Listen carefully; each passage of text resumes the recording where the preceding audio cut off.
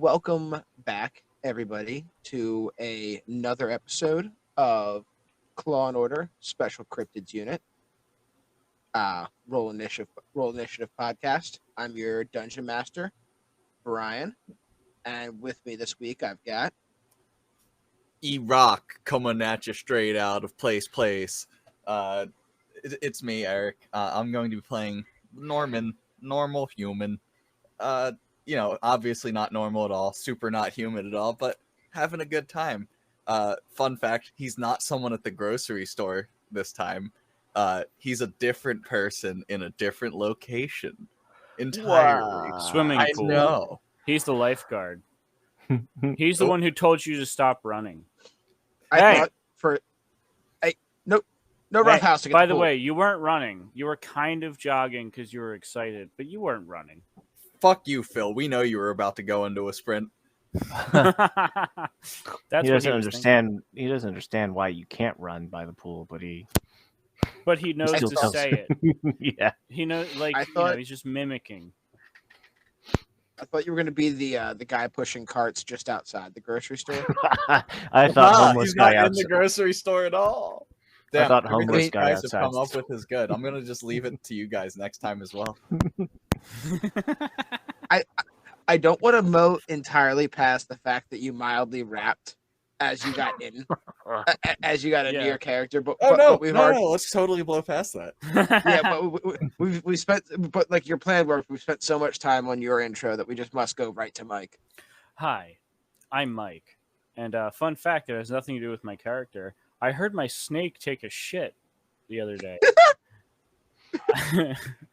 I'm sitting here and I'm watching, I think I might have been playing a video game, and I just heard, and I knew exactly what it was, but I looked over at my snake and I was like, did you just fart?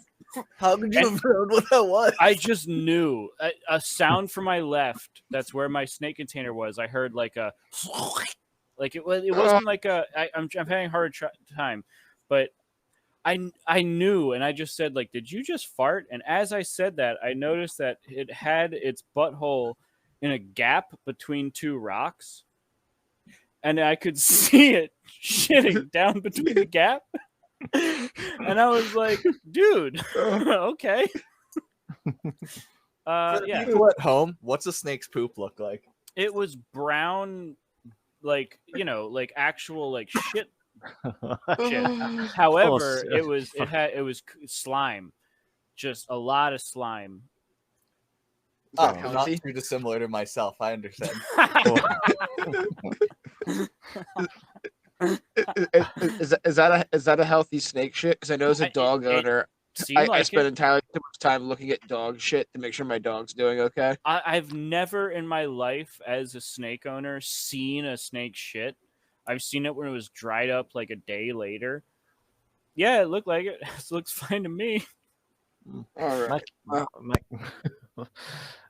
Hi, I'm Ryan. I'm playing Lawrence Aberline, the Dogman of Michigan. A little fun fact about Lawrence is that he, believe it or not, sort of inspired the hamster song. Wait, which hamster song? Yeah, what? All of these Damn. today. The hamster dance song. Everyone knows It's it. Hamtaro time. Yeah. Wait, no, the hamster dance. You mean the thing from the 90s? How did he? We all thought that's what you were referring to, but we all thought we were wrong. No, none of us thought that. How would anyone have known that? Are you talking about the song that plays in like the Kia commercial when they're all in the car driving? No, I don't watch commercials. No, so I- no, that's how is there a different thing? Wah, wah, wah. When, when, when, when,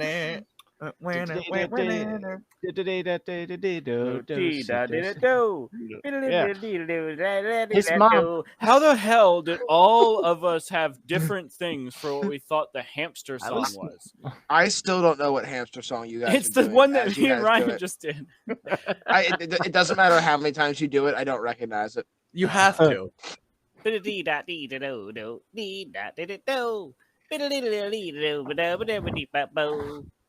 What's it like? What's it? Is it just one of those bad ringtone things? Sort of. Yes. Yeah. That is the exact explanation that needs to be said. It's one of those ringtone things. So Lawrence was the inspiration for a ringtone. You see my question? You understand why I'm asking how that's possible? So right, well, I mean, that's bold. You better play him well. let Live up to that annoying ass riff. Let me explain. Okay. That when his mother was pregnant with him, she would hum the song to him. Wow. But it's not the fast version everyone knows. No. It goes da da da da dee dum do si do. Dee da dee dee do. And then the whole orchestra kicks in with the choir. And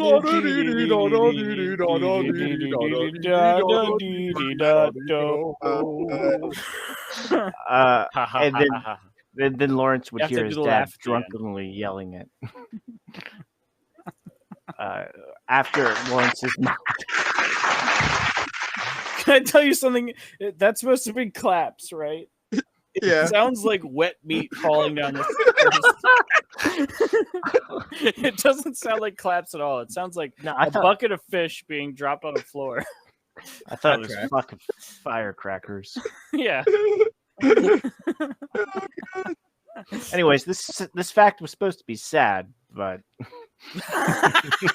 wait, what? I got so lost, dude. I got so lost in this fact. I got more lost in this fact than I got lost in the snake poop. In both those I know. I facts thought I was fucking sidetracking it. Holy shit!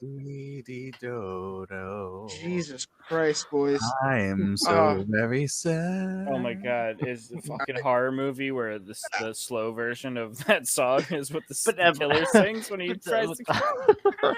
No. He heard his dad drunkenly sing it once, and then it stuck in his brain, and then eventually he did it in front of the hamster guy's parents, who sang it to their kid, who made the hamster dance website that had the song on it. And that's when you, as an adult werewolf, showed back up at his house and finished the job. Yeah, I was about to say, you are also immortal, so you could have just done it yourself. No one knows what happened to him after he posted that. No, there's a whole documented actual people involved and stuff. Oh my god, I can't believe we got stuck in this rabbit hole. Dig us out, buddy. Dig us out. Now I'm just thinking of other songs that you could sing very slow that would be scary. and there's just lots of them. Well, when I played that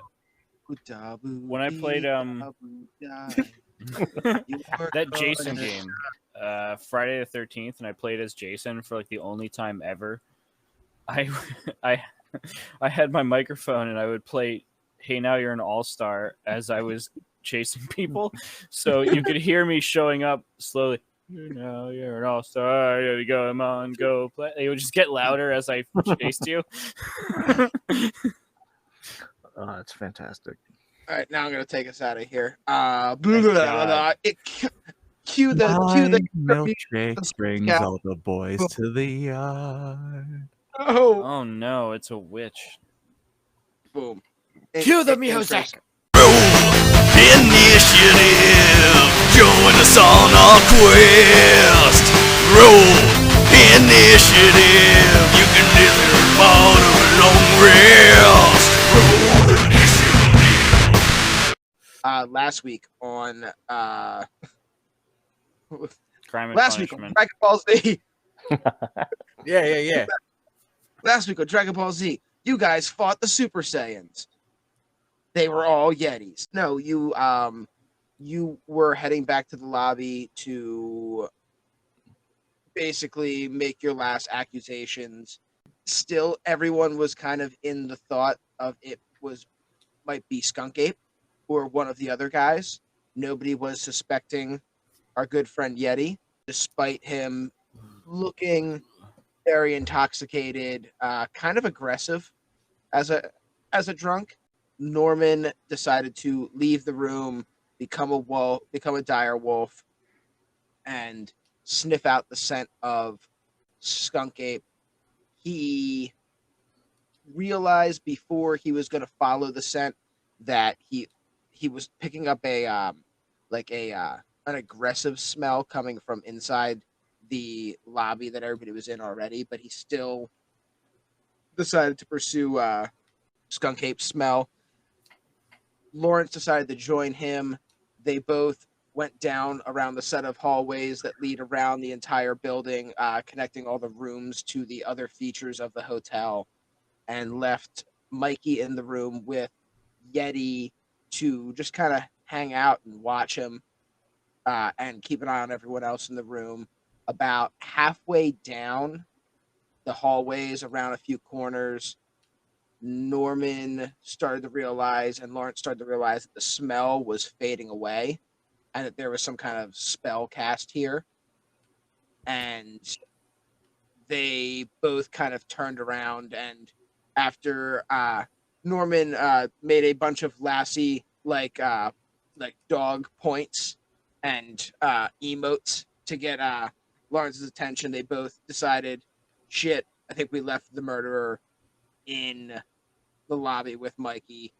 Hauled ass, made some good athletics checks, got back just in the nick of time as Yeti was deciding to make his move, and summoned a large ice arena, sequestering you guys off from any kind of backup and any of the other Sasquatches that were there. And bam, boss fight, combat, crits happen. There's a Yeti. He's throwing vials of magic around. He's yeeting stuff. He's punching. There's all sorts of fire damages happening. Speaking of which, it was noticed a couple times through arcane checks, arcana checks, and crits in good moments. The ice seemed to be illusionary.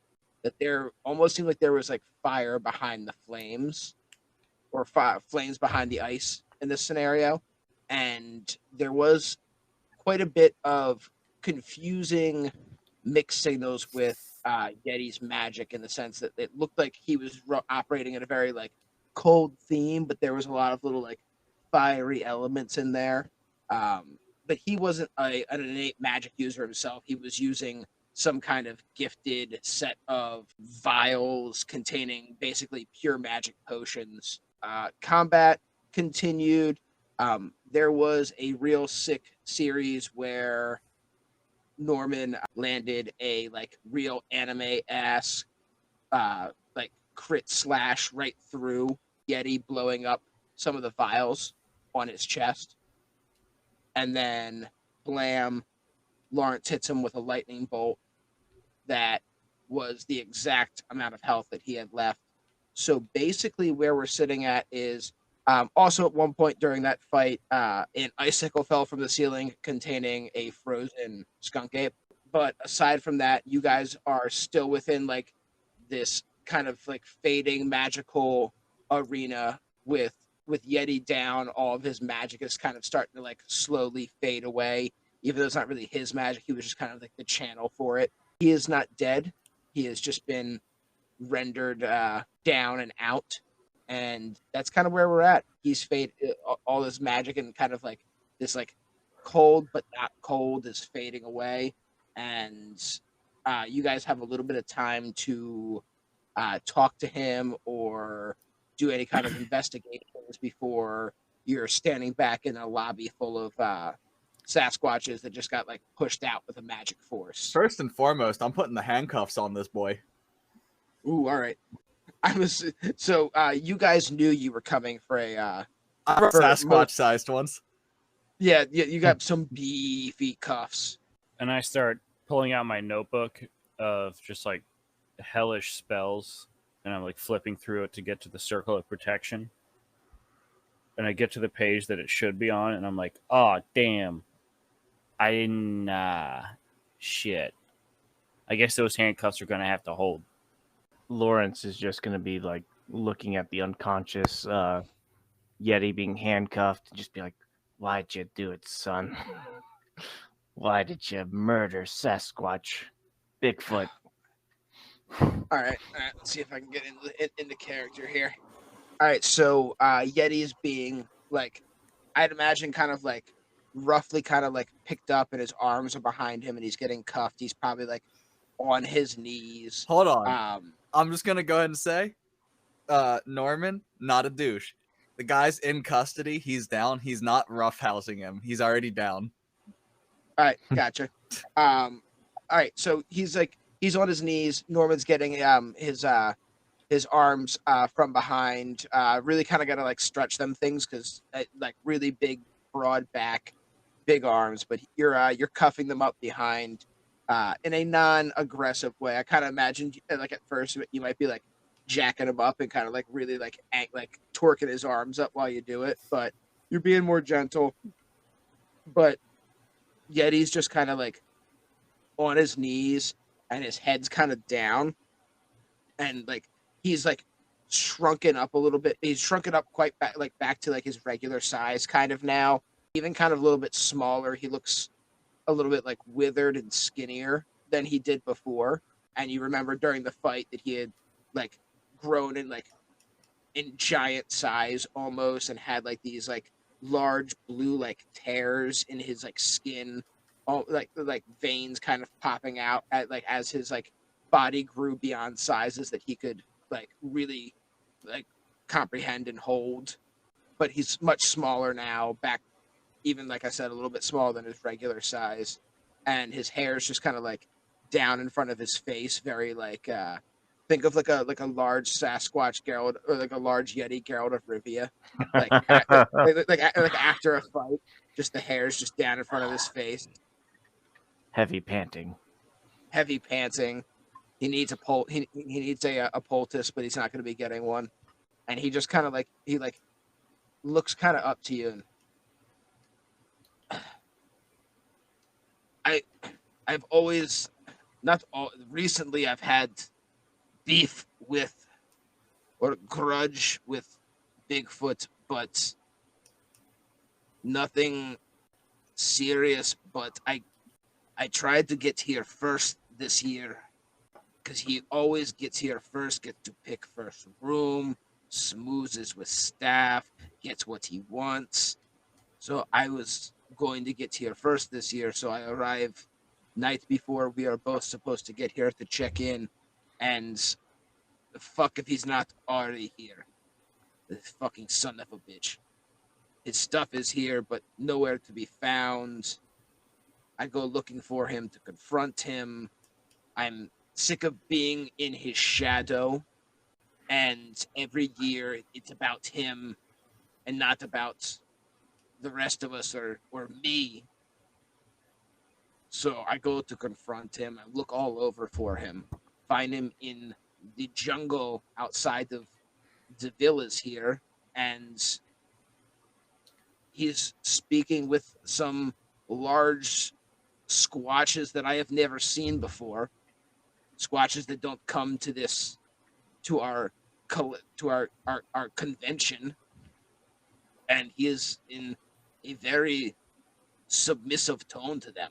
How many Squatches don't come to this There's convention? not. I mean, there's some we don't invite because we just don't like them, and there are some that we don't even know about, but not many that we don't know about. Very like young and up and comers sometimes, but not like that. Not a Squatch. I've never seen Biggie be submissive to anybody. He is ultra machismo and aggressive. He was on one knee and bowing to these squatches that I have never seen before, and speaking a language that I had never heard, but for some reason felt very familiar to me. I only caught a few words that they were saying. He was calling them, I believe, elders, which is ridiculous because if there was elders or somebody, I don't know why I would not know about them. This made me very angry. Is there is there is there higher ups that he like would not even tell me about? But I heard them say something about the move, or maybe the word was eclipse, but he then just assured them that he was in charge of all the squatches here and they would just do as he said. And that that means that the squatches would obviously do as the elders would say. And again, we we don't, Bigfoot is not our leader. So this made me very angry. I decided to get away from there before I was noticed by them, but I I did not come here without possibly a plan of confronting Bigfoot. So before I left the north, I may have made a deal with a demon, and that may be how I got some of this magic. Well, that seems a And little excessive. Whoa, whoa, whoa, The whoa! jump in Hey, logic. hey, hold up a second. What when you say a demon, like yeah,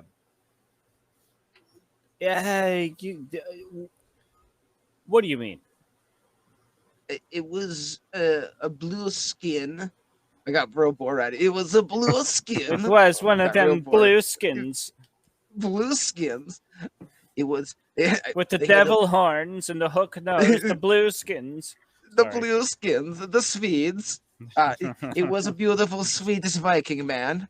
Um, This they dictates a had new page in my notebook. they had a blue skin and horns, but the horns were like almost like ice sickles, if you know what I mean. Wings, icy wings. I mean, they weren't terribly unlike your friend here, but like a much Hey, a much bluer complexion and less hairy in some spots. Maybe a little bit oh, more, maybe a little bit more scales. I guess I would say. see that would make some sense because I'm a son of a man from Kenya, but that's not the only icy region in hell. There's a second icy region. It's not as cold, but it's pretty fucking cold. I mean, the devil made a good deal with me. He said he said as long as like if I kill him with this bullet, that he would get the soul, and that when my time came, they would also get my soul. And I am at peace with that decision. I'm gonna act. I Can mean, I'm gonna put my psychic vision in, like my psychic, like speaking ability, just into the Sasquatch and nobody else. right? Do you know if it was successful? If wait, is this in my head? Do you know if it took the soul, the bullet? You demons and your fucking mind tricks. I do not know. It flashed. It flashed red as it like in as it killed him. I feel like Fuck. That's not good. Okay. Hmm. Back to normal voice. Ah, yeah. That's okay. You guys got anything? Lawrence is gonna like look around and see the magic fading and be like, "Look, if we would need, if we want any more answers, we're gonna have to get him out of here, right?" I agree.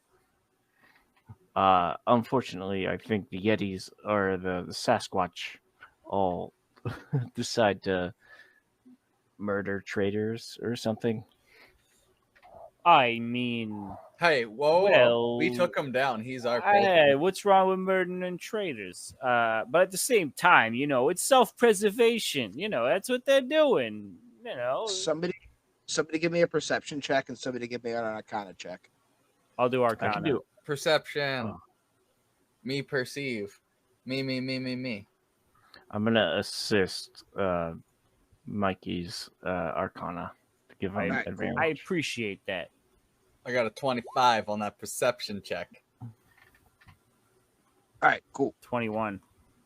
All right, dope. As you guys are starting to talk about the magic and what you're gonna do with Yeti, Norman, you hear him like starting to like mutter and whisper to himself, and it's almost kind of like in tongues. You don't understand it, but Mikey, with your like, you notice that with the perception, you also see like glowing on his head is like a few runes kind of in like a crown around his head. Mikey, you feel like the demon devil energy, like the hell energy, kind of like instantly starting to emanate from Yeti. And you look over, you notice that he's muttering in abyssal, and he's just saying over and over again, I've said too much. I've said too much. I've said too much. I've said too much. And you see the runes also starting to glow on his head. I'm And gonna you scream bomb and tell everyone to get out of the way. I'm wanna gonna cover- fucking. I'm gonna close his jaw Oh, with my yeah. hand, and I'm gonna speak to him in my, psychic again. Like, you're saying too much right now. Actually, wouldn't mind helping with that because I realize the You Arcana. you don't know I'm well. You know that I'm grabbing him, but you don't know. Well, I'm saying this thing. I see him muttering something, and I know that there's vocal components to a spell, so I'm trying to stop him from right. talking. Yeah, I'm Alright, gonna alright, try to cool. clamp his jaw shut with my left hand while looking at him and saying that in my head while Ryan helps. We'll say Lawrence, you notice he's also like moving his hands. So you stop his hands, so he's got like no somatic component going either. And Norman yells bomb and jumps away as you guys both, like locker like Bob! jump on the bomb. He does not detonate. He doesn't detonate or explode. It is mildly anticlimactic for Norman. He just kind of like skitters away a little bit because like it's still kind of like a weirdly warm, icy floor that's slippery. So he kind of like hits and like slides a little bit. But do the people get scared of him shouting bomb? Do they run away? Like the ice is still coming down, so there's like a very misty like fading of the magic. I believe hear bomb most likely, or at least hear Norman yell, and you're starting to see kind of like the shapes of the other Sasquatches through the mist. They are not like they weren't close enough at all to be like in a vicinity where they would have jumped either. You guys are right on top of him. He does not explode. He is like staring Mikey directly in the eyes, and Mikey, you see his eyes like flash that like brilliant blue again that they kind of turned, that his one eye had turned before. And then you kind of brace for the explosion, but instead of an explosion, you just kind of watch that blue slowly fade from his eyes till they just are a solid milky white, and there's just no pupils in there. He is not saying anything anymore as you kind of like let go of his mouth. He's not resisting you guys or fighting you at all. He's just kind of like there on his knees, quiet, like unmoving, but he is alive and breathing. I want to try to talk to him through his consciousness, like try to do the psychic talk again. And I want to. All right. I'm just gonna say, like, straight up, just try to provoke him. Like, if you do not go through with this, you will not know the hell you will experience, and just see if anything happens. All right, you go for that, and when you like as you open that channel and you speak into it, you kind of just hear your own voice echo back, and see if this is still the right noise. Yeah. Nope, just an icicle breaking. Anyways, I I was like, is one of these that freezing noise? Can I tell you, I fucking Oh. love those. Like me listening back to this every time you go like, here, let me try this. Nope, that's not it at all. I'm gonna fucking love those every time. Yeah. What All you is hear is like, that? Dragging? no, That's was freezing water. yeah, that was the noise I used for like the freezing of the ice walls that went up. But yeah, you just kind of get like a staticky white noise and an echo of your own voice back. You're talking, but no one's home. The 21 Arcana, this feels very much like his mind's been wiped.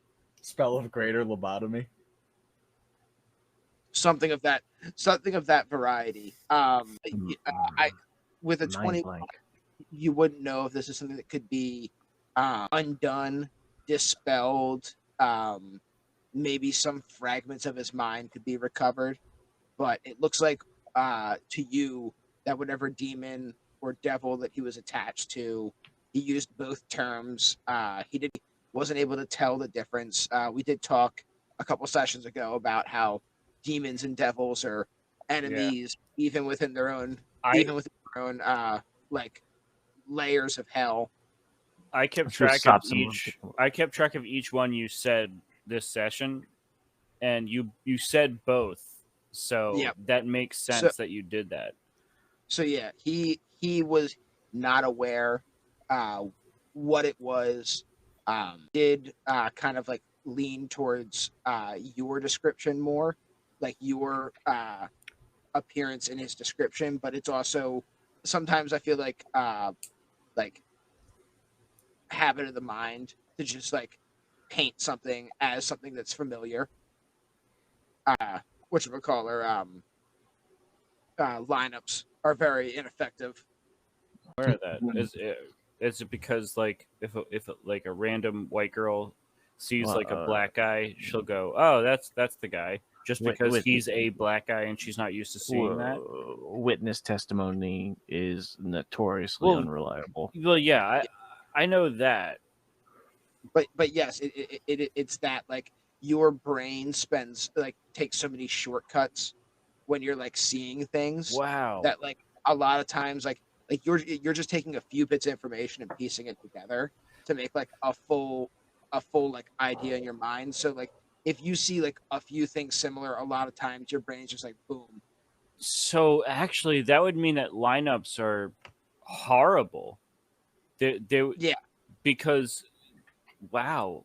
Okay, got it. But moving on. So to you, it feels like his mind's been kind of wiped.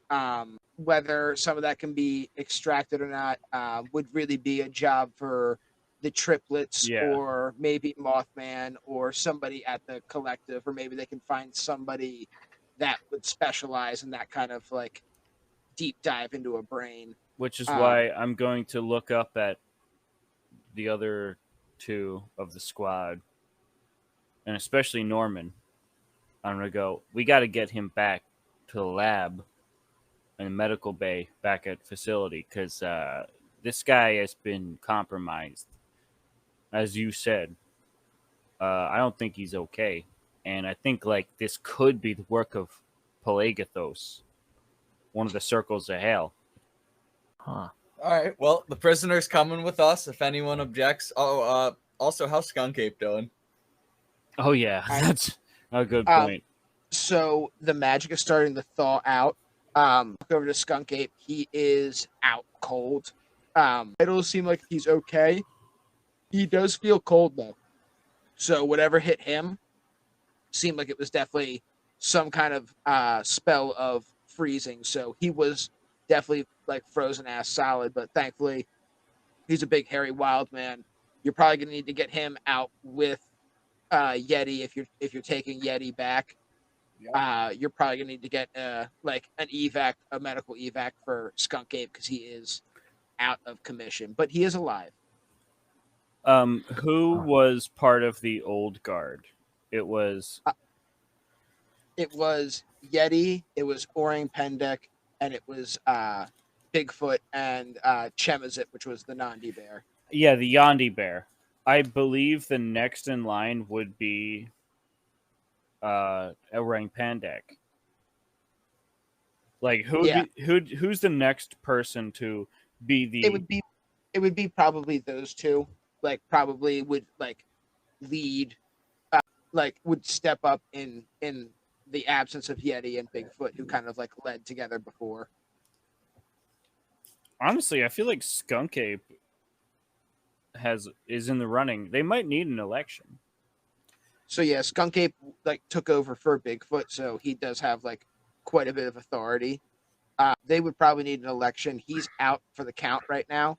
So as you guys are coming out, do me a favor real quick. Yeti still has on him that kind of like bandolier Chewbacca esque like sash he got on with these vials. Let's take that from him. And Mhm. by doing that, I need somebody to roll me a D8. Let's have Ryan roll it since he didn't roll for the perception of the arcane. That's me. Can I cast Identify? You can Yes, roll you a can. d8. Yep, yeah, you can cast Identify after you roll a D8. Okay. I'm gonna ritual cast it, so it's gonna take it. I think it's like it's a 6. All right, 6. So it's gonna be a 6 + 2. So there is 8 vials still open or still like undamaged on his sash. And while you're casting I'm ritual casting. It takes yeah, a 15 minute. minutes. Yeah, That's right. it's 11 minutes. Hang on, guys. I got this. What? Does this actually happen? Yeah, Uh, I'm like, So I want you guys to know what these are anyway, so this works for me in a sense. Let's say you are processing the evidence here, the potions of magic. Is since he was the one who talked to pretty much all of these guys, is just going to go over and basically inform Orang Pendek that it was Yeti. They don't really have much room to like fight you on what you guys do with Yeti. The more aggressive in terms of the punishment. But if you're going to be taking him, they're not going to fight you about it, and they know you also need to take Skunk Ape obviously for medical attention. I don't know if you want to say anything to them, Norman, before you go. First of all, I'm gonna warn them. Like, hey, there's some sort of weird clandestine Sasquatch organization out there. Y'all better be watching out. Nick had like had a real like pausey talk to him. You are saying other Squatch? Yeah, they seem to be up to no good. So just be careful out there. All right, I think would be best to move to maybe cancel convention for a year. Yeah, at least until we figure out what's going on with the evil Squatch Council. Evil Squatch Council. The Council of Evil Squatch Elders. Skunk Ape contact me as soon as better, so we can get more information. Absolutely. I thank you for finding justice for my friends, even unfortunate expense of other friends. Indeed. Jealousy is a bitch. It sure is. So you've informed them. Lawrence, investigate has been, or identify has been cast. 8 of these vials. So I need 8d6s rolled. I don't care who rolls them if you guys want to split them up. I will roll exactly one of them. I will roll 3.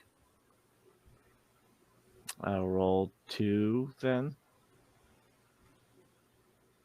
As soon as I figure out that's how. Oh wait, yeah, no, I Only roll 1. 6. You have to You need Yeah. roll. 1. Right? 4. Wait, no, how much was it? It was 8. We need to get 8 okay. total, and Norman only rolled 1. 1. Okay. You have to roll 5 of them, bro. No, he has to roll 4. Yeah, Four's that good. time I fucked up at the end. All right, so Norman rolled a 2, right? Yes. Right.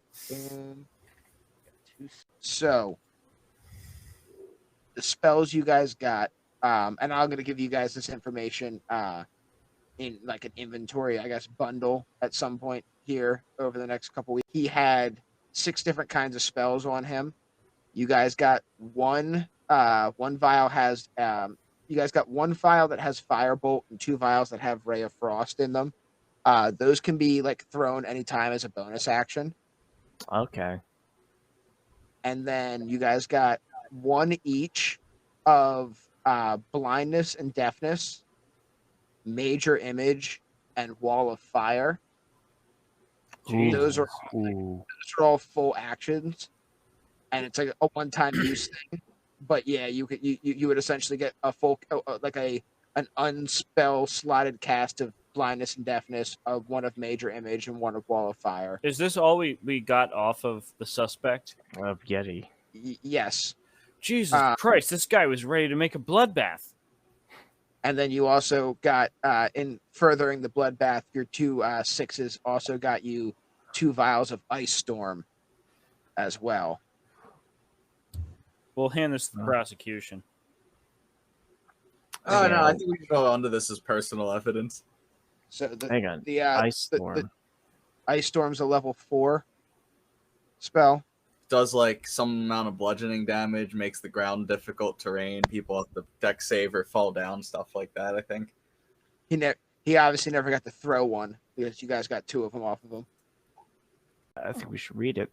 A hail of rock ice pounds to the ground in a 20-foot radius, 40-foot high cylinder centered on a point blank or in range. Each creature in the cylinder must make a dexterity saving throw. A creature takes 2d8 bludgeoning and 46 cold damage on a failed save, or half as much on a success.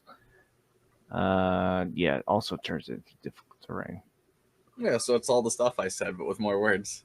Yeah, but, we're assuming listeners might not know what the spell does, whoa. right? What's a listener?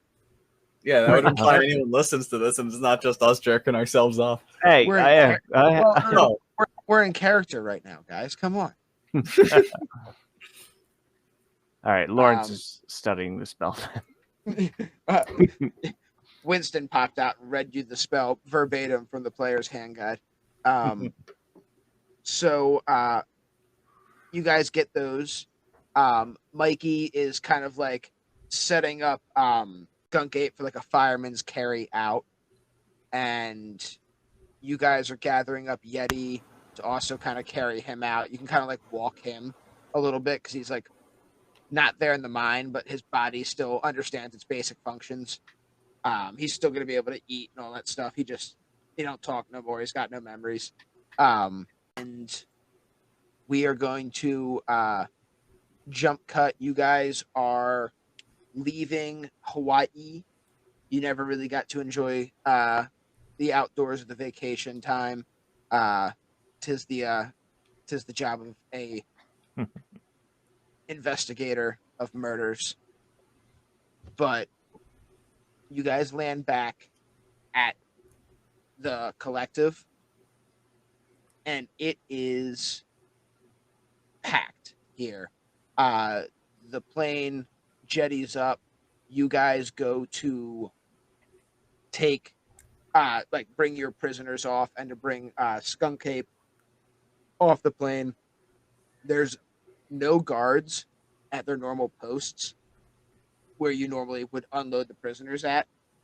There is a couple medics with a gurney run out and like a stretcher to take Skunk Ape away, a rather large gurney and stretcher.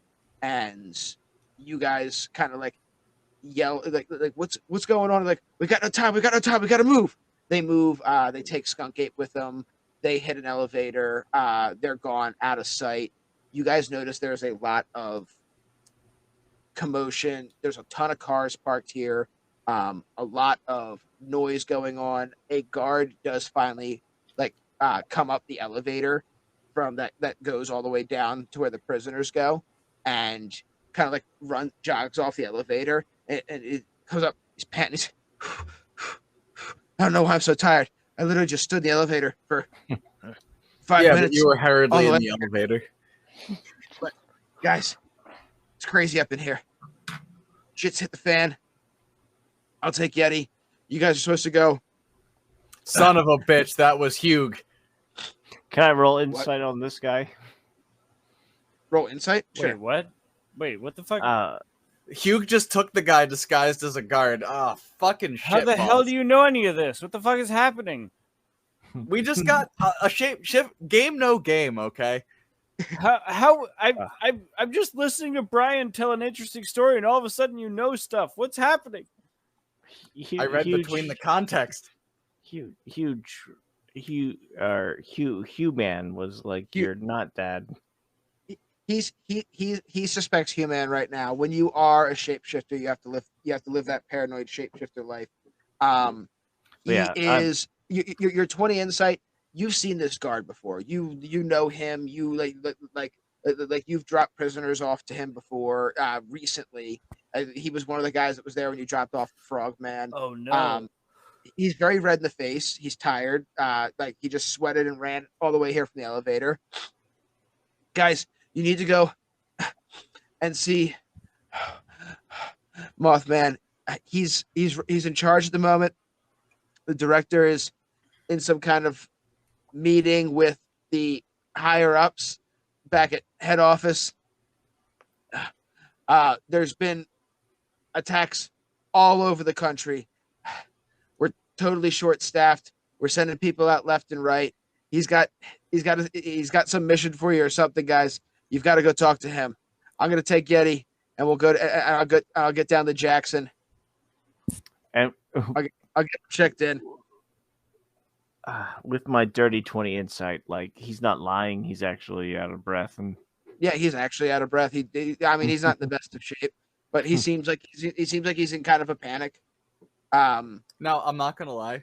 For a second, I thought someone had just come and taken Yeti and then left and went up an elevator, and then another elevator opened. This guy came out and was like, all right, I'm going to take Yeti. And I was like, fuck. No, he just came and took Yeti. That was Skunk Ape. They took on a stretcher. Gotcha. For medical. So I'll admit, that's why I immediately jumped to that. I was like, oh, did he just do the thing? I loved it. And I'll be honest with you, I thought for like a split second, I was like, God, that's such a great idea. I didn't think of it, but I could totally just go run with it. It's one of those moments I've heard like Brennan and Murph be like, "Oh God, I want to do that now. It wasn't my idea, but I want to do that now." Don't worry, you can always have someone be human. And I'm you guys just got the news. He's taking Yeti down to see Jackson. You hear over his radio, you hear Jackson just roaring into the walkie. He's like, "I'm not releasing any more prisoners." He disappears, hops on the elevator, takes mindless Yeti downstairs. You guys are supposed to run up to the main building and go find Mothman. Everybody's good with that idea. Nobody wants to do anything different. I actually kind of want to go find the director. I don't know how anyone else feels about that.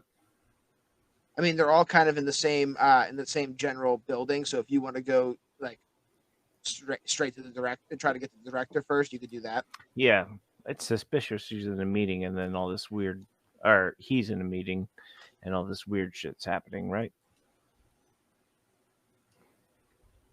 Like Something the base, weird. Yeah, the base being attacked. Director's not. The director is not involved in the response to this attack. I feel like that's pretty fucking shifty. All right, so you guys come up to the front door. You burst in, like not burst, but you guys kind of like are hurriedly moving your way through the lobby doors into the main area. Security guards on your right. You just kind of blow past him as he's like, "Oh, hey guys," blow right past him. He's like, "Oh, it's a crazy day in here." As you keep going, his offices are off to the left. You decide to bypass and head towards the elevator that you know takes you down to the director's office. You run over and hit the button, and the thing just blinks red at you. Oh, And you hit the I'm button pressing. again. Yeah, I'm like, it's never done that before. And like you just see like as opposed to like the floor symbol or like the directional arrow at the top, it's just like a red X. And now you're pressing it like faster and faster. Just like clicking it. I'm like looking for a place to swipe my ID and stuff. No, I think if you just keep doing this, it'll work. As you are pressing the button hurriedly, you guys like look around, and there are more people here than you've ever seen. You didn't even know this many people worked here. You feel like there are just like human beings going back and forth. You see like all sorts of like kind of like goblinoids. There's a couple like other Sasquatches of like a lesser role that like couldn't get off work to go to the convention.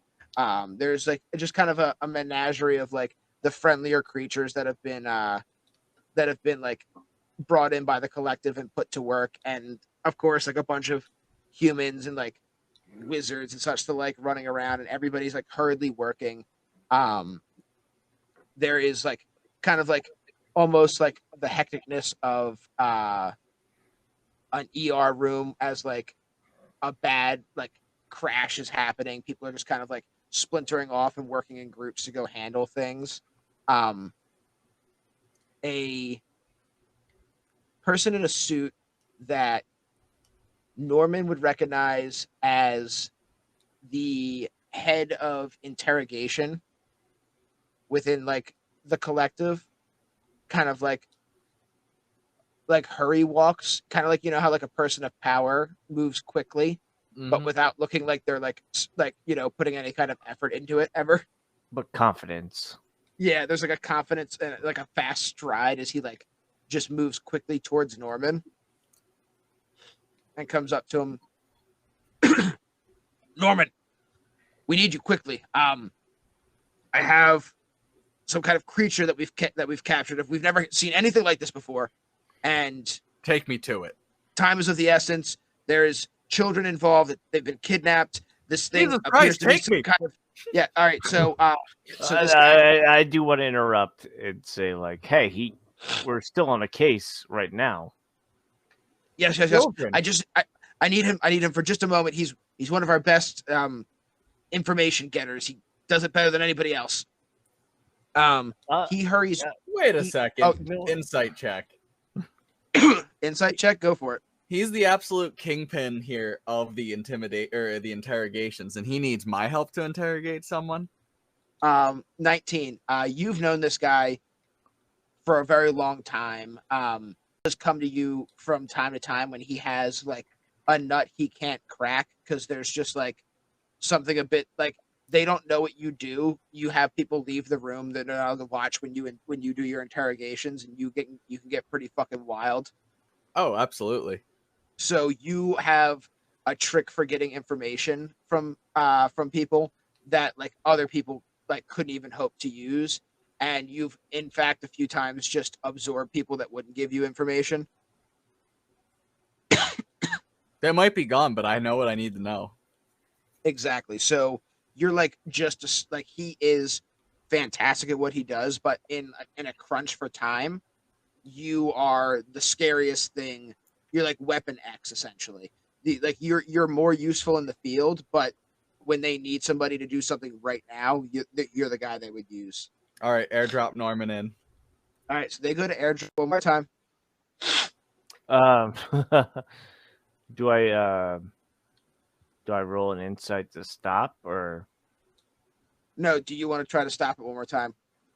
Like, Try to persuade me because it's not working. Are you going to try to go with them, or do you want to like? Are you? I was thinking like shove this guy off.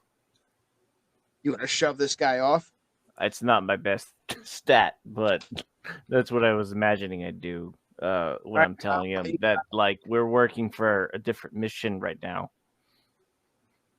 All right, why don't you try rolling me an intimidation check? Ooh, intimidation. That's +1, so it's a 14. It's a 14. You get kind of big, and you like turn to this guy, and you're like, we have you're like, we have a mission we are finishing, and he cannot go off right now. We are to report, and he just kind of turns to you, and he's got like a real like Agent Smith, from the Matrix vibe, but like taller and a little bit skinnier, and just kind of like looks down at you with his glasses. And he's like, "It should only be a minute." I'm also growing, but when he talks back to me, I kind of like start shrinking back down. Kind of escorts Norman off. You and Mikey kind of turn to hear in the lobby. You see a smaller team. It looks like it's mostly a couple guards are bringing in this kind of like big, like heavier set, like rednecky looking guy. He's got on like a white shirt. His belly's kind of sticking out the bottom of it. He's got on a plaid above it. He's balding on top. He's got a real Dale from King of the Hill vibe to him. And he is yelling and screaming and kind of like resisting as they're trying to bring him in. They've got him in like a set of like zip tie cuffs, like big thick zip tie cuffs. It looks like everybody's kind of operating on like whatever they could grab as things were starting to hit, shit was starting to hit the fan. This guy busts his over as he's screaming. He busts his zip tie cuffs and starts to transform. Lawrence, you kind of recognize this immediately. It looks like kind of like your transformation, but he's not transforming into an elegant and regal wolf. He is turning into a giant fucking fat werebear or wereboar. Oh my god! In the middle of the lobby, and he is turning, and he looks and sees the door that you guys had just come through a little bit ago on the other end of the lobby, and starts to make a break for it. It mutates. We have to continue. We have to follow. I'm gonna chase after it. Blast it down. All right, so you and Mikey are there with the wereboar. What I'm gonna have you guys do is make athletics checks. It's probably neither of you guys' best categories, but it's not his either. Ooh, I am +0. He is just +1. So you guys are both going to make athletics checks. I got an 8. And if he beats you, he wins that round. It's best 3 of 5. Whoever, if he wins 3 of 5, he's getting to the door. All right, 8 and 9. 9's the highest one. He's rolling. That's an 8, and it's a 9. It's a roll off with me and Mikey. Mikey, roll your athletics again. Oh, he's a -1. Let me roll it. Yeah, I but rolled Mike a has the 5. luck of the gods. I rolled a 5, which ends up being a 6.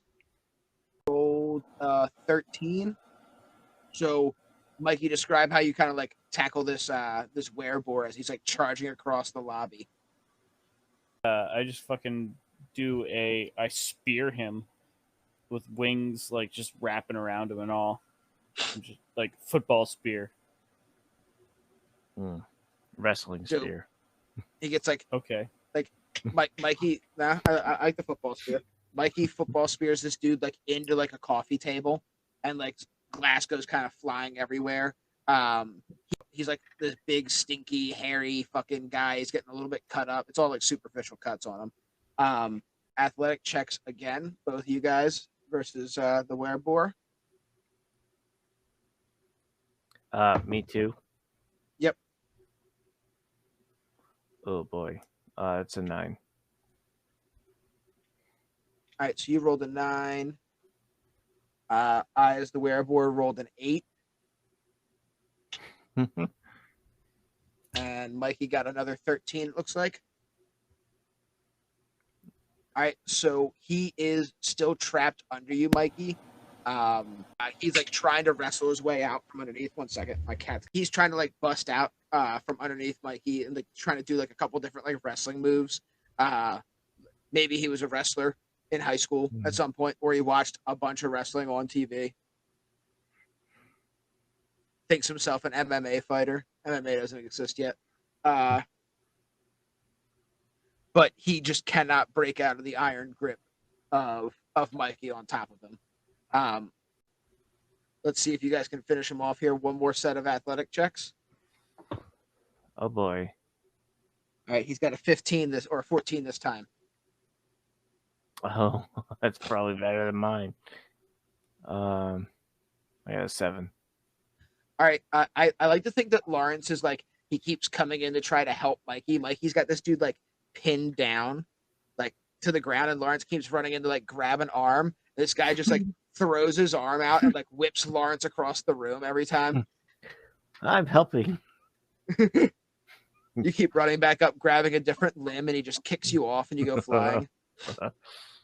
He is able to just kind of like get an arm behind this guy's back and like hold a knee down into like his spine and really like subdue this guy and use his weight. While this is happening, another officer runs over, one of the other guards, and like cracks a stick that seems to be. And Lawrence, you kind of smell it immediately. It's like it's a concentrated wolfsbane. Oh my god. And he puts it right under the werebore's nose, and the guy starts like shrinking back down to regular size. Easy, As he, like- easy. I'm back. I try to like push him off. None of these your size, you know. Oh, yeah. And you still can't. No, but- I am trying to push the guards off that are like sticking the wolf's bane under their nose. Like I'm like, hey, like back off. He's already down. It's only werewolves I care about. Dying. Gotcha. It's important to you. It's just the wolves. He slowly like turns back to like reverts back to his human form as the wolfsbane kind of disperses his transformation. Get him back under control into a tighter set of cuffs. And while that chaos is kind of cleaning itself up, Norman is in the other room, just down the hall. Dark room. Opens. Norman slips in, sitting in this room, just in a chair with like a table in front of it. Classic interrogation room, metal chair. Everything's fucking bolted to the floor. And like little metal table, handcuffs with chains running through, and like it's like chained to the table. See this like weirdly blue and green mottled colored creature, leathery skin. It's humanoid in shape. It has a bit of a beak at the front of its face, almost like a sea turtle, kind of. Looking in, like orangey eyes, and then its most like memorable feature, aside from it being kind of this fully like bluish greenish color, is the top of its head is like fully divoted in, and it is a little bit of like liquid in that divot in the top of its head, and it has kind of like a dumb kind of like, you just got to imagine like a friar tuck haircut around the side. There's just like a little bit of hair around that big bald divoted head. Like if you can imagine the doctor from in the wheelchair from Nightmare Before Christmas, like that dude, but his head's divoted in. Anybody playing at home, and Norman, give me a history check really quick. 13. You've been so many different people, so many different lives. You kind of recognize this from a person you've been who studied ancient like Japanese cultures. It looks like old oil paintings you've seen of a kappa, which is like a Japanese like water demon. Mm-hmm. Nothing you've ever seen. You've never seen one before in real life. You didn't think it was like, you thought it was a story. I mean, you've seen some weird stuff here much more recently than you've seen in the past. Like you've seen cryptids and stuff, but you haven't spent too much time around like a lot of demons and such. The like now that you've been working with Mikey, you've seen some more on that like demon devil line. But this strikes you more as like a cryptid that you've worked with before. Do notice that the liquid in the top of its head is tinted red. The information they gave you in your quick run up to here is that some local children had been fishing down by the water, and it's a creek it's a river that's attached to the ocean. The water and tide kind of goes up and down. They went missing, didn't come back. They went down. Local police went down to the water, and they found this thing just kind of sitting by the bank with one of the children's mangled, like bloodied bodies. It didn't put up much of a fight. It's not huge. It's kind of small, but there was 3 other kids with them. In kind of language that anyone understands. And they're hoping that the other kids are stashed somewhere, but if they're stashed somewhere and they don't get to them soon, the tide could rise, they could drown anyways, they could be already dead. That's why it was such a fast, they needed it right now. So you're in the room with this thing. How do you want to proceed? Do you want to try to interrogate? You want to try to scare it? Try speaking Druidic and seeing if this thing understands that. It's not. So it like you speak Druidic at it, and it kind of like turns its head as if it's like something it's heard before, but it doesn't speak back to you in it. It does mutter something to you. You having been so many people, I'm gonna say like you have a full understanding of like the human languages for the most part. Yeah. It's speaking Japanese to you, and it's just kind of muttering. It's like it just keeps saying, "It needs liquid. My head, it cannot be empty." I pour water from my flask into his head.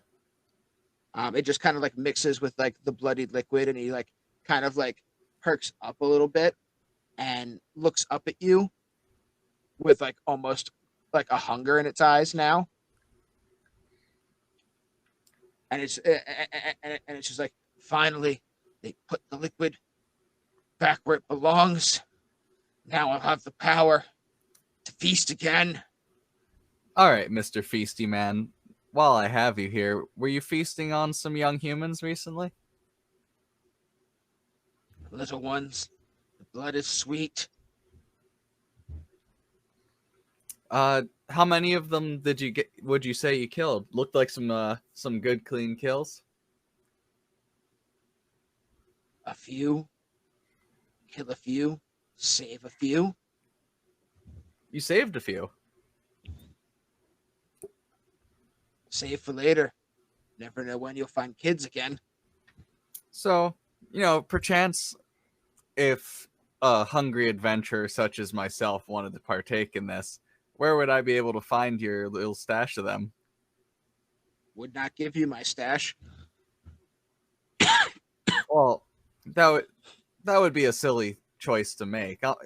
I'm just trying to save us both some unpleasantries. Maybe you just want to tell me where it is. He just kind of like rattles his chains on the desk. He says, "Saved unpleasantries. This is already unpleasantries. Oh, Return me to my water." that you think these chains are unpleasant? These chains right here, and I pick it up and I kind of just hold it and look at the length of the chain a little bit and kind of analyze the chain. I'm just like, interesting. I cast heat metal on the chains. Ooh, fuck. Give me an intimidation roll with advantage. 17. His wrists start to sizzle as the chains it's a pretty dark room, so the chains glow orange and start to light up right around as they slowly emanate away from your hand, and his wrists start to sizzle. And then as the light from those start to illuminate me, I turn into Rorschach face and I'm just like, Where are the kids? And he just and he looks up at you as his hands are burning, and he's like, I'll show you, please leave me alone. I want answers now. and I break concentration on the spell, and I put a piece of paper and a pencil there and expect a map to be drawn post haste. It does this beautiful calligraphy, like it breaks the it breaks the pen or whatever, and puts a bunch of ink down, and does a beautiful old Japanese line drawing of the river. It's totally useless because it just it looks like an old timey map where it's here be monsters. Doesn't mean monsters aren't still there. Doesn't mean the monsters aren't still there. But you've broken them. The agent comes in, and he's just like, I think we can take him now. Norman, thank you so much. You really are a treasure to this company.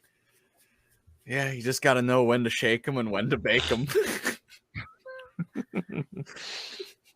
I'm surprised you went that route. I figured you were just going to eat him immediately. I thought about it, but I didn't want to get. I've been mostly sticking to mortals, and I'm not sure of the mortality of this being. Like if it's a standard humanoid, or if it's technically an actual devil or demon. I'd like to keep my diet. Indigestion. Yeah.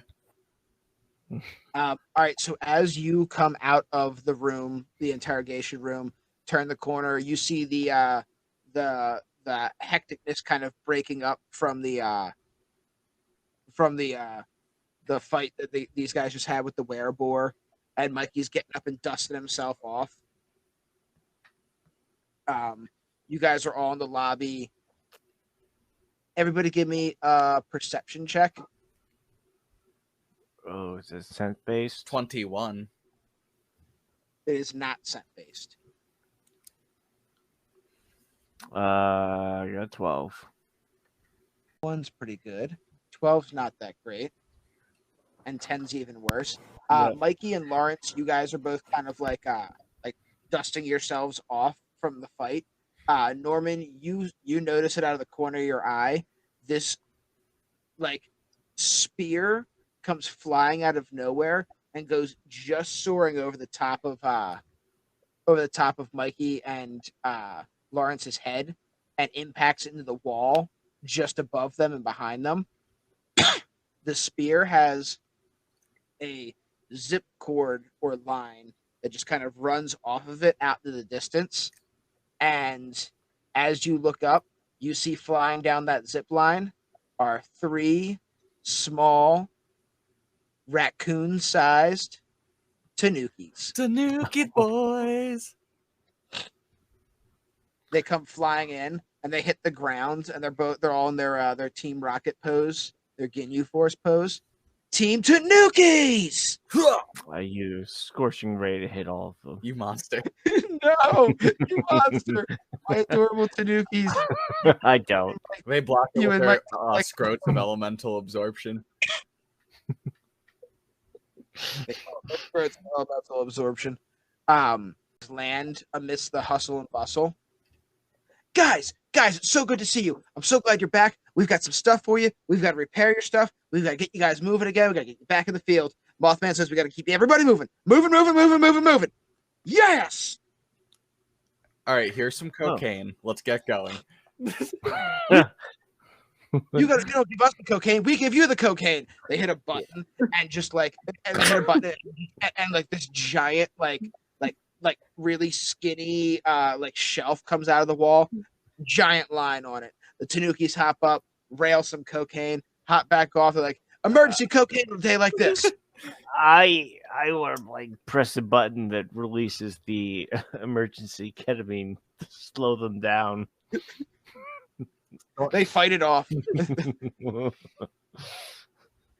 slow down. Gotta go fast. We had a cousin once. He said, gotta go fast. I knew it. All right, fine. So these guys pull up. You guys got anything crazy you brought back from the last adventure that you need us to check out? Let me check. Oh, I got a cursed pistol. Cursed pistol. That's right up our alley. They like the two of the triplets run away, and they come back with this like device on a cart. They come. It's like it looks like a box with like a light on top of it on a cart. They come running back, and they go, "Just toss that cursed pistol right in here. We'll see what it is. Toss it right in.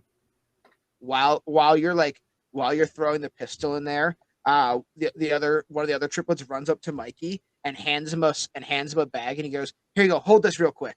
And then runs over to a cart and just starts hucking potions over his head into the towards the bag for Mikey to catch. Oh, fuck. So he's hucking potions at you. Again, I'm gonna give you guys this information on a sheet later, but he hucks 4 greater healing potions over his head. You guys have seen these a couple times. He's just tossing them over his head. Mikey's just catching them like it's a carnival game. You notice that as they're entering the bag, they just kind of like go in the bag, and the bag, it doesn't feel like the bag's getting any heavier. And they just kind of like seem like they're like disappearing into the bag. Oh yeah, don't worry about that. It's a bag of holding. We figured you guys probably need one of these if you're guys gonna carry a bunch of stuff around, and we're gonna give you all these potions. So just hold on to that for now. Mikey and Eric, can you guys both roll me d6s? I got a 6. Oh, that's dope. With that d6, you're gonna get 6 potions of advantage. Oh.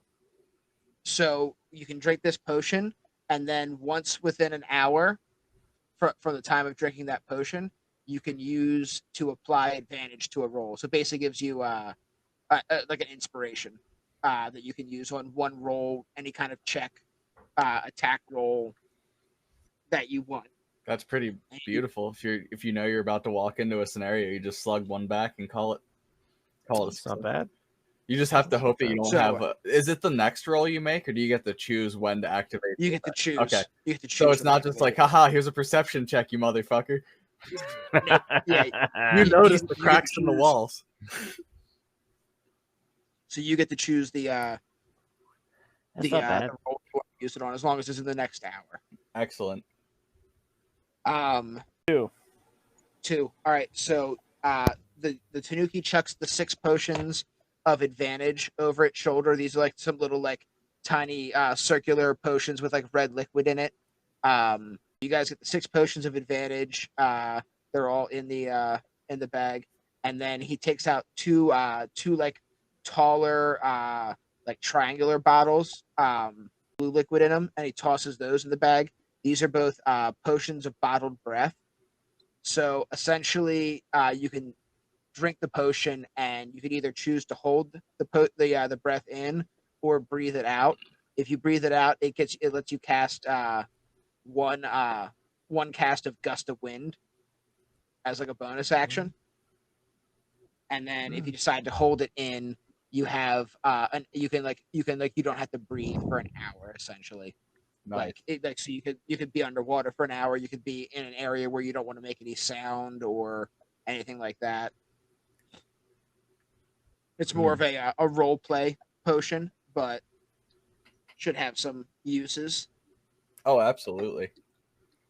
And then the Tanuki also runs over and grabs this like tiny little porcelain house and runs over and he goes to put it in the bag and he pats it and he goes, all you got to do is break this house and you'll get just a dope ass hotel room for a night, man. I'm telling you.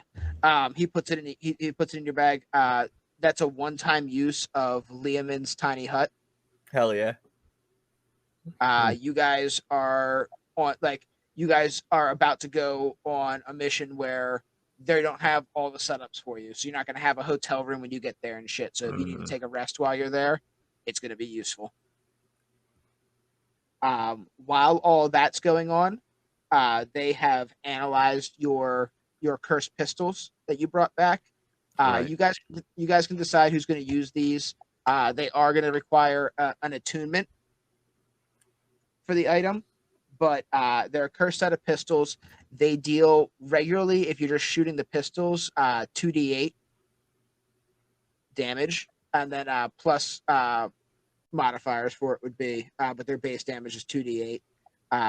The trick to these pistols is going to be they are the pistols of Thagmak, which is a demon of ill will or ill luck, essentially. So whenever you're taking a short rest, and I'll put this in a file as well for whoever ends up taking the pistols, but whenever you take a short rest, you can take up to 3 of your hit dice, whoever's attuned to it, and sacrifice them to the pistol or to the pistol set. And when you do that, you roll the hit dice out and it adds that amount of charges to the pistol. The max is 16 on the pistol. So if you're like storing them up for a while, because they don't go away if you don't use them, but you can only get up to 16 on there. Whenever you expend a charge to attack with the pistol, it becomes 3d8s. And if you ever deal 13 damage or less with it, it allows you to heal yourself for 6 damage or to shoot one of your allies and heal them for 6 damage. I know it's a bit complicated. Essentially, if the pistol doesn't deal a ton of damage when you're shooting it, It heals you instead. end up Well, not you instead. end up you can heal. Yeah. Yeah, that's pretty nice. I assume we probably need firearms expertise. I'm not gonna say you need firearms expertise. You've already been like you and Mikey Flavorly have had guns already. So like this is more of like a ranged weapon. So I'm assuming I guess like that would be with your dex, right, Eric? Yeah. Yeah. So And none of us are that, particularly dexterous. exactly. Yeah, So it's not particularly going to be better than you casting your firebolt from time to time. But if you're using it like for the purposes of like using it with the charges, I honestly think the druid might need to heal himself the most, right? I mean, I could just cast Healing Word, and when I'm wild shaped, I can just use spell slots to heal myself. Also, I can just keep turning into animals to get more health bars. All right, I'll take it. all right, yeah. So you're getting the pistols of Thagmak. I'll put the information in your character sheet for next time we play. Thank you. That's so the Tanukis run around and they kind of like buff up your guys' gear, patch up any kind of like holes you guys might have in your stuff. You guys are healed back up. As they wrap up, they go, there's like, guys, still great to see you. You have got to go talk to Mothman. He is freaking out. Question. Ow! Oh, all right. They hop on like a thing that's supposed to take them back up the zip line. but they hit the brakes immediately, and like all three of them stare at you while they're on the thing. Yes. So you mean like full rest, right? Yep. Okay, cool. Oh, Thank you. Okay, bye. Goodbye. You guys have a full rest. We're gonna like you guys are gonna do your level up after a mission set. So when we come back, everybody will be the next level. Or if you're me, you're already halfway there. Eric's already Just leveling up. I heard the One words. room. You had me at leveling up. All right. So you guys are ushered up. The Tanukis like basically usher you right up to Mothman's door and ride the zip line back up. You guys have been kitted out. You're ready to go. You walk up to Mothman's door. You crack it open. You hit that beaded curtain. It is dank in here right now, and it sounds like there's a lot going on. You walk through the bearded curtain into the next room, and you see Mothman's kind of like in the middle of the room. He's cross-legged, kind of sitting in like almost like a meditative state, but he's floating in the air. His like wings are like just very lightly like flapping. They're not like causing a big disturbance or anything like that, like moving like the incense smoke and the weed smoke around. But he's just kind of like innately kind of floating in the air. And he has what appears to be around him like these like magical like screens like all around him, and he's just kind of like floating in a circle, kind of like touching things and moving them around. Tom Cruise. And he had and he has like a hookah hose just in his mouth as he's just puffing hard at it. He like turns, he like kind of like floats or like rotates all the way around to like face you guys, and his eyes go from like this kind of like glazed pinkish color back to their like deep vibrant red as he like focuses in on you guys. Oh, awesome. You guys are here. We've been so fucked. I'm gonna try to give you guys the short version of the story because I really need to get you guys back out in the field. But it's getting kind of nuts, man. The director is talking to the higher ups, the family that owns the collective, trying to get us some reinforcements. I had a vision, bro, and it was like an eclipse, but it felt like two worlds, not like a planet crossing in front of a sun. It felt like a planet crossing in front of a planet. And then like I started seeing all these attacks happening. And like they were happening so fast that I was like, dude, there's no way we're gonna be able to handle it. So I went and told the director, man, and I was like, yo, dude, it's not gonna work. We don't have the manpower for it. And then that's when he was like, all right, I gotta call the higher ups, I gotta call home office. So the crazy part, he was like, you're in charge. I was like, I'm in charge? Yeah, Me? you. No, yeah, I know I'm in charge now, dude, but it's crazy, guys. I have gone through so much weed in the last 10 hours since I had this vision. It's insane around here. I really need to send you guys out. The one nice thing about it is there's so many bad things happening is you guys kind of get to choose where you want to go.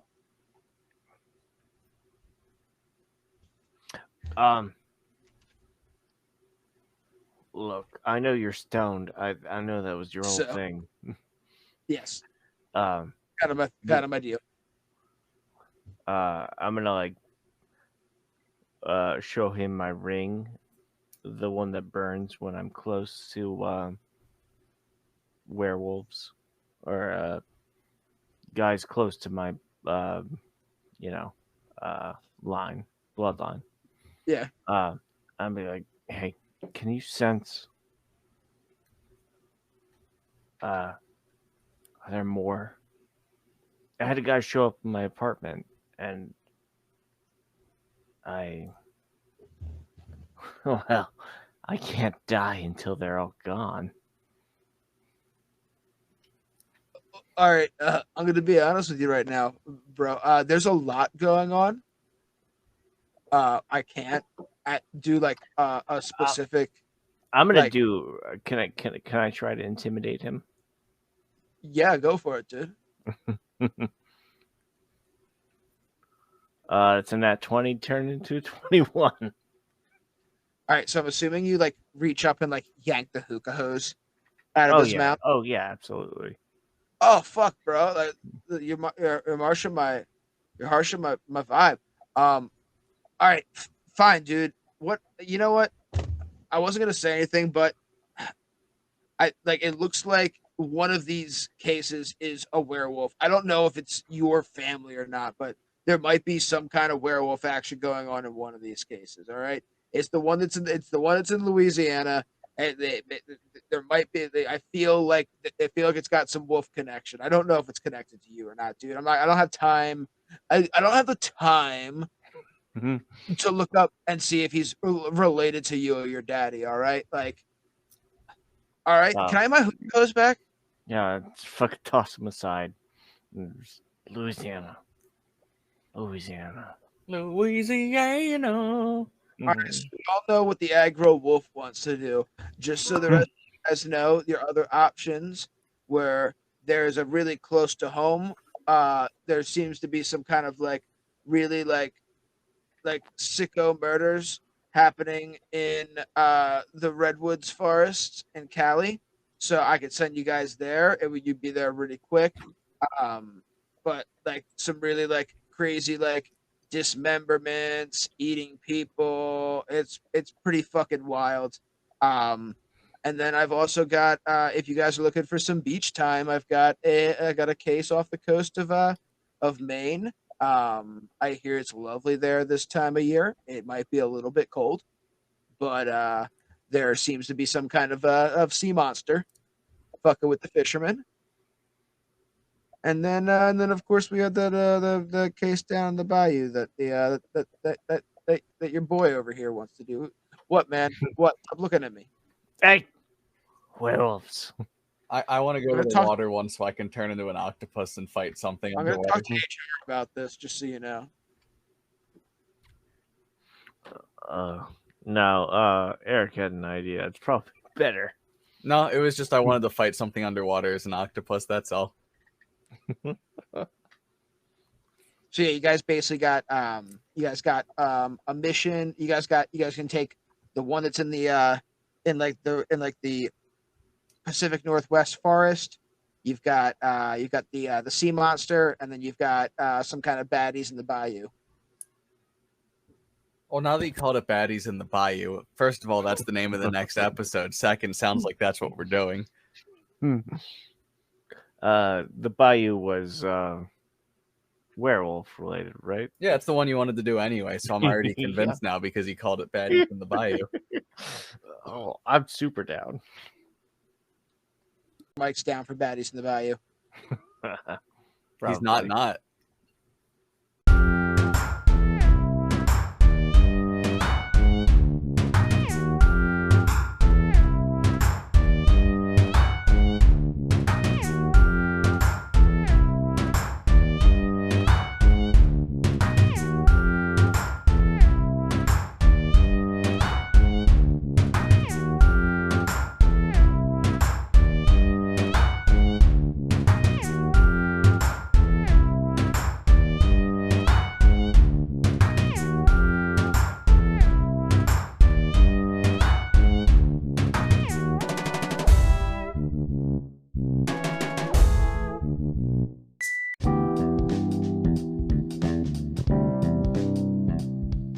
Like most TV shows, they cut the intro down shorter to fit more ads in. All right, play the ad. Welcome to That is true, Squarespace. though. There's always two versions whenever you watch, like, especially 90s TV shows. They had, like, the super long one, and then eventually they just go, dun, dun, and then it's there. Yeah. They eventually, give up. People know what the show We is. can fit a third commercial in though. Yeah. We can Are get you more looking to have- money. Are you looking to have better sex at your D&D sessions? Are you looking to really spice it up? Yeah. Try these Are you- new anal beads that are shaped like dice. Are you could looking set for the up- little? Are you looking for the little blue pill without having to talk to your doctor? Yes, please. Well, call D&D Spice. DndSpice.com. You could set up a website with Squarespace that sells all those things. Don't actually do one. Don't use a real website for people. Don't give them free advertising. Fuck those guys. No, use Circle Space where you take down the government using your And you find out the truth that they're hiding from you. Welcome to Circle Space, Circle motherfucker. space. Check out the new site 5chan. Look in the HTML section. You'll find that secret. As you're making the full feature-length song, you get just more little snippets of all of us being like, "A technical bear, he's got soft and floofy hair." When any of our episodes gets more than 500 listens, I will write the full version with a full band. And I'll find a way to get an actual drummer on that track. My God, he's playing the game. I'll be honest with you, Eric. I would never expect to write that song. I mean, I'm gonna do it anyway, but I want 500 listeners before anyone gets to hear it. Besides everyone I show it to. No, yeah, Eric's just playing that game where it's like, if I get 2,000 views, I'll show you my dog eating a steak. I mean, it works sometimes. It happens to plenty of good podcaster where they promise, a Donkey Kong one shot if they get to a certain amount of likes No, I'm and telling you, the fucking hosted reviews. thing where I mean, he this gives his dog a steak at 2 million views. I fucking watched the shit out of that video. This is an intro that we have on standby in case another intro falls through. So no one's even gonna hear me say that potentially. True enough. But it all could be stuffed in. Also, Eric, can you talk again? No, You don't. I don't even know where to put any of this good stuff. I don't know where you do. Like right at the